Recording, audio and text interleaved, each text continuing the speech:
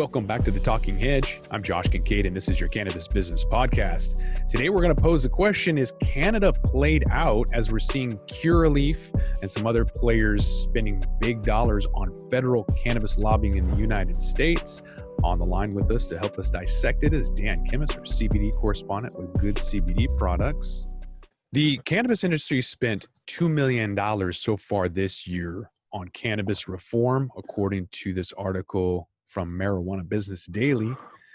So they're focusing on a few things. The Safe Banking Act, which was passed by the House Committee and could go to the full House for a vote this fall. And then there's an emergence consensus that has reform needs to include criminal justice and social equity. There's also, in addition to the States Act, which is strengthening the 10th Amendment through entrusting states. There's also the safe harbor for insurance companies. So there's a lot of money being spent in order to get more money. And so the top 10 organizations in 2019 is the Cannabis Trade Federation at almost $500,000, Curaleaf $400,000, Surterra $250,000, National Cannabis Industry Association $250,000. So it's a lot of money being thrown around. No, it's not. No. Let's put it in real world terms, huh? Here's the thing. First, the summary question is cannabis in Canada played out, okay? And then, talking about those numbers. In real world lobbying terms, those are nothing, okay? I mean, what does Raytheon spend to get a new missile, right? Blah, blah, blah. And so, again, first, no, and second, no. The other thing I'm going to say just about Canada for a second, just take that one on, is here's the thing. If somebody on the ground, this stuff comes in waves, okay? So it was a year ago. I was walking around saying, I think Washington's played out. We got to go east, Krennic. We got to go east, blah, blah, blah, right? Well, then what happened? CBD happened, okay? And everything changed, the Farm Bill, okay? And so this is where, again, played out. It's kind of like talking about a sports team before they've even won the big game, right? Geez, do you think, what's New England going to do next year after they win this year's Super Bowl? We haven't even done the season yet, man. Come on. And that's where this one's at. Canada played out, not even close. Canada's just getting rolling. I can't disagree with you there. The amount of money that Big Pharma spends on lobbying is ridiculous. The financial industry and how much they spend, there's unlimited corporate capital that they can put towards lobbying, and it's all anonymous. So I definitely don't think $500,000 is a lot by comparison. Definitely would agree with you there. But is Canada played out? And that question is on the table. So there's a team at Canopy Rivers. They've had about 1,500 pitches in the last year. And so this Shark Tank-like event that me and you have hosted for the Marijuana Show and some other things, we've been doing this for 5 years ourselves and seen a lot of people come through with a lot of different pitches, some good and some absolutely terrible. And so Canopy Rivers found that in April 2017, it was founded with the goal of investing in companies. And so they have the venture capital investment in Canada soared to a record $2.15 billion in the first half of this year. So they've got some money, they've got some experience. And so they're quoted as saying, as investors, they're coming in, they're going after more established companies rather than brand new startups that generally show that you're getting closer to maturation. You're still far away from it, but you're seeing the maturing of the markets taking place right in front of you, end quote. And so they're deploying $18 million into a trio of investments. And so the three areas that they're looking at is biosynthesis, plant sciences, and brands. And they believe that the lab-created cannabinoids will be the future of the pharmaceutical industry. So they're looking at several different investment options. They're looking at a California-based research and development facility spun out of DuPont. So there you go. That's interesting. DuPont, they're one of the people that had synthetic brands or a synthetic product, and that pretty much took over the hemp products back in the military. Everything was made out of hemp until DuPont came in. So that's kind of spur up some conspiracy theories. There's a $10 million investment into the company. So that's not a lot of money. But they're looking at brands and companies that don't treat cannabis like a Sears catalog, meaning they're telling a story or targeting consumers rather than simply existing on the shelf or on an online store. Yeah, it's funny. you talk about money and, the guy saying, oh, geez, maturation, right? It's coming toward a maturation point. Yeah, because the people investing money now want to see revenue.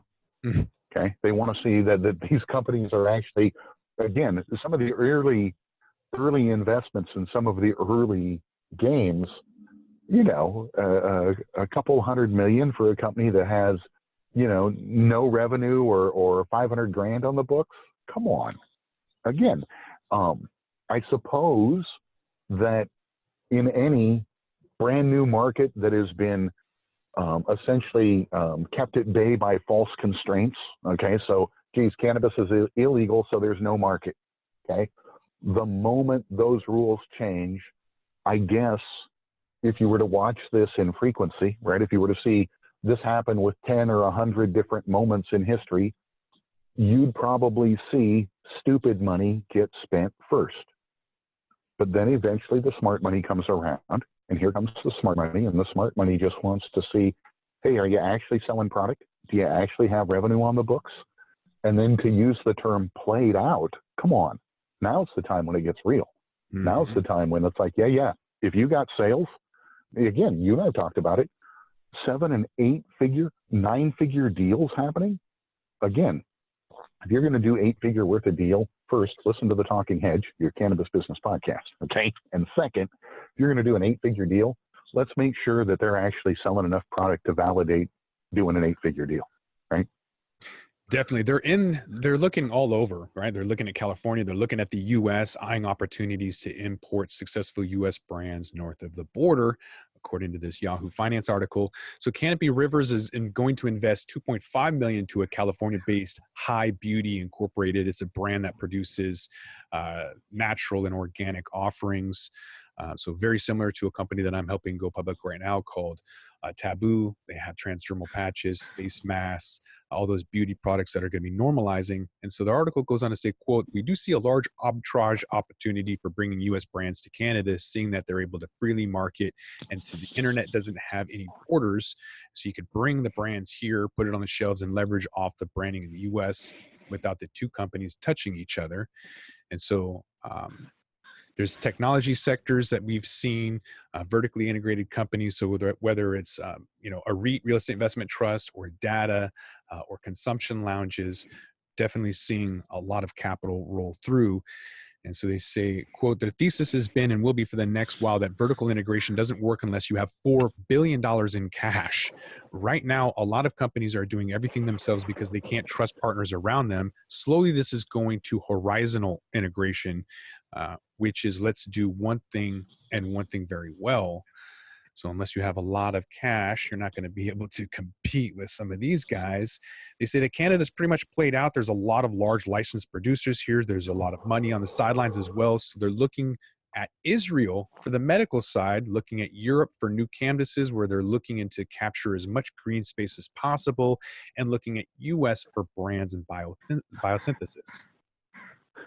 Geez, I got to take the rig to Israel and drive around, Chronic. As your field reporting CBD roving guy, I would just say again, to me, that kind of statement is a year away. Okay, we'll see. But again, these articles, right? Yeah, I'm not totally convinced that Israel is going to be the world hub of medical. I know that big tobacco's been there for decades and putting a lot of money into it, but all it takes is one scientist in one place to figure out something, and then the game changes. It's a fast-moving industry, and I don't think that Israel is going to keep that medical status indefinitely. It's going to change. You're going to see cultivation and certain areas like Puerto Rico being a good place for business on CBD. Maybe the manufacturing of hemp is going to be in Brazil. I don't know. You're going to have global destinations, and it will change. It's constantly evolving. Maybe Israel is the medical place now. I don't believe it will be indefinitely. Yeah. And if nothing else, here's the thing. Again, one of the things that does make this industry fun and interesting is some of these predictions are right. It's just most of them are wrong. And that's where it's fun. Mm-hmm. So the article says that the venture capital model isn't easy for retail investors to digest. Cannabis is a retail-driven trade right now, so the business is making money with money. So the article says, quote, "We have a bit of a power play in terms of what we're doing here because nobody has developed that Silicon Valley venture capital lifestyle where you not only invest capital, but you're helping companies grow and putting in effort like a pro bono consultant shop. You don't really see that in the cannabis industry yet," end quote. And so hopefully there's going to be some co-working spaces that are incubators, accelerators, and have that opportunity to provide a mentorship. We've said that this acronym that we've created, which is Team Icon, is to trust, empower, appreciate, mentor, challenge, involve, and keep on a mission. That's really what's going to drive everybody into this echo chamber of development and driving new ideas. That's really what's been lacking is creating new ancillary products. There's been a lack of capital. I think people do have good ideas. They just need to know how to develop those with capital, with mentorships. So maybe we'll see that in the future. What we do know is there is an increase in lobbying spending, and with the rollout of Canada 2.0 between October and December with edibles, we'll see if that increases any more interest. Time will tell. You have to check back with the Talking Hedge. So with that, we're going to roll this one up. I'm Josh Kincaid. This is the Talking Hedge. Don't forget to like, share, and subscribe, or don't, and I'm out.